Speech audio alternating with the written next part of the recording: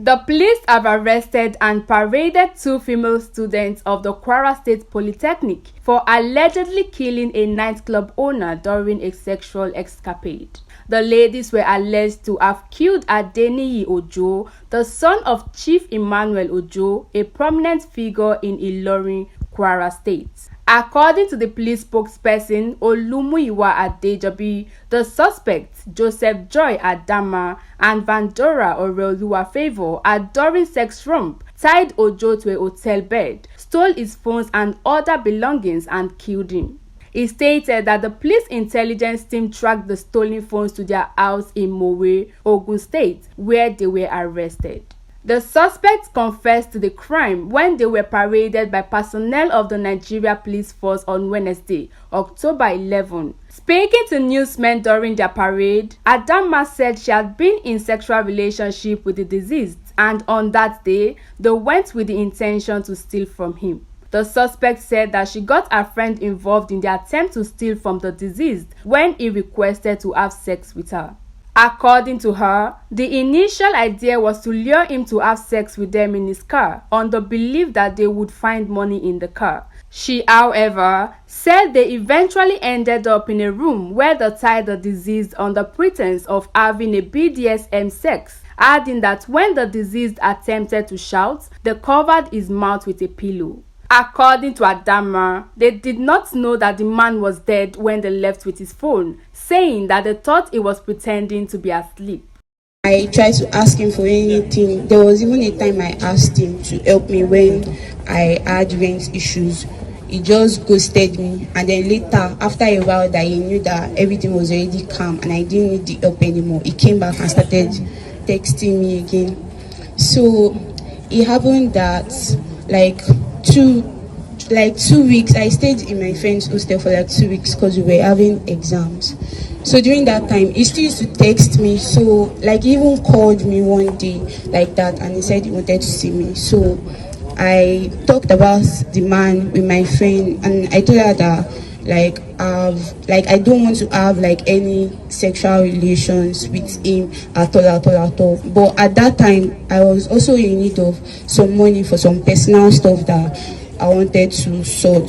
So that was where the idea of like stealing cash from him, like maybe from his car, because mostly people used to like have cash inside their car in the middle place of their car. So the idea was that like if he agrees to do BDSM with us, like BDSM is like the kind of sex where you tie the person's hands and legs. So while his hands and legs are tied, we can like take cash or whatever valuable we can find and live with it. But it turned out that day, even when we went to see him that day, when he asked us to come, we even talked to him about needing jobs, but he told us that he did not have any job available at the time, but with time that he'll be able to find something for us. And he also liked my friend that day. He was even like, he was telling my friend that he likes her and he wants to sleep with her and everything. Basically that day he was like he was proposing that he wanted to like have sex with the both of us.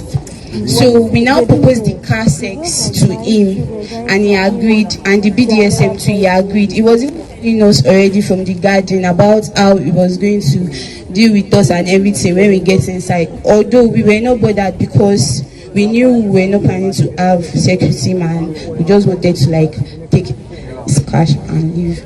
So he now told us that he started raining. So instead of us going to the car, he now told us to go across to a building that was across the garden when we went to meet him. So when we went inside, we were waiting at the reception, and then he just came and he started going inside, following him. Then it turned out that it was a room, like we didn't know that the guest house that was there, maybe he works there or he owns it.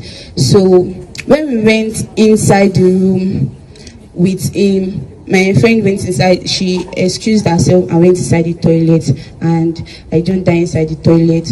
So while we were inside the toilet, I explained to my friend that his car sex that we wanted to do, this one that he has brought us into the room, what are we now going to do now about it? So she was like, I should be calm. We went back inside with the man, and because he already had eyes and attention for my friend before, he started touching her. Immediately we came out, and he carried her and placed her on the table. He removed his shirt, like he got naked and he got on the bed.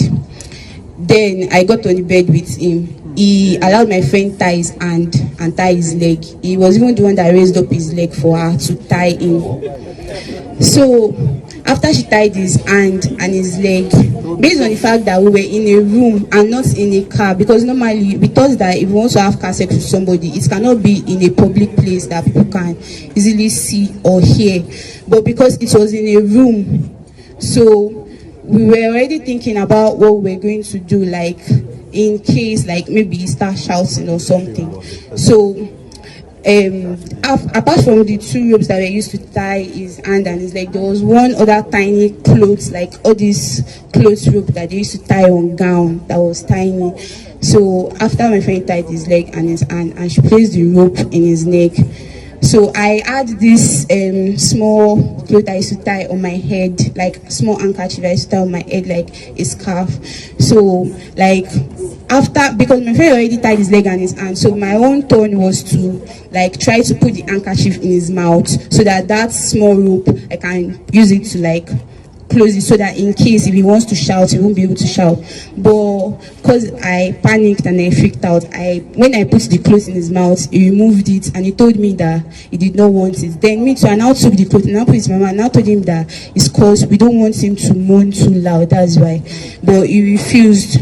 So during after that time that I refused to put the clothes in his mouth, I just like left him because I also panicked. That was why I could not tie the clothes in his mouth. So during the course of me being on the bed and just caressing him and everything, my friend went to the bag. We already had this thing before. We already had Refno in our bag that we were supposed to like give to him so that he will sleep like after, so in case, so that we'll be able to leave. So my friend poured it in her hand, and when she tried to pour it into his mouth, he turned his face away and it didn't enter his mouth. He said he didn't need it to lighten up his mood. So I think at that time she was now getting impatient because it was raining before. And as the rain stopped, everywhere became quiet and like we were running out of time. So that was when she took the phone and she was placing it in front of his face. I was even surprised because before she even picked up the phone, with everything that was going on, it was not suspicious. He did not, like, it was just like willingly doing everything. So I was also like surprised that how come he did not even like think about anything, like he allowed us tie his hand and his leg so easily like that. So when my friend put the phone in his face, he thought we wanted to video him. So it was not like we should not video him, we should not video him. That was when he now pushed me off the bed because I was already sitting like on his leg before. That was when he now pushed me off the bed. So my friend got on him and she put the phone in his face and tried to like unlock the phone with his face, like since he didn't have, because the man is like, he did not have like cash or anything with him that day in his pocket or anything, and we didn't go to his car, so there was nothing else that we could do except if we were able to like get money from his account. So when my friend put the phone in front of his face, that was when he now freaked out and he now started like shouting and everything. I don't know how he managed to lose the rope that was used to tie his hand, and he started hitting my friend. So as he started hitting my friend and he started shouting, she took the pillow and placed it over his face to muffle his screams from shouting. So like during everything, suddenly it just went calm, and like as it went calm, I got down from bed and I asked my friend that like I think this man is pretending because like he wants us to like let our guard down and he will try to stand up and try to hurt us again. So I kept telling my friend that I think he's pretending to be asleep, that he's pretending to be asleep. So my friend went to the door and she turned the key of the door, pretending like as if we were leaving, and she said he opened one of his eyes. So when she said that, we now went to him and we're now begging him that, okay, please, can you wake up? We are not doing anything to you. Just wake up. We want to go, because we felt he was pretending, but he didn't answer. We did not discover he was dead until when the police apprehended us.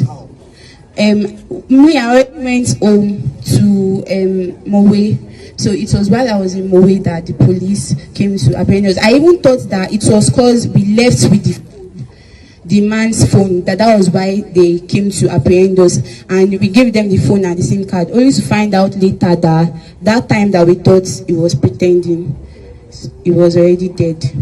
Please subscribe to this channel, Newspop NG, for more updates. Like and share the video and drop your comments down in the comment section. I am Aderunke Oni. Thanks for watching.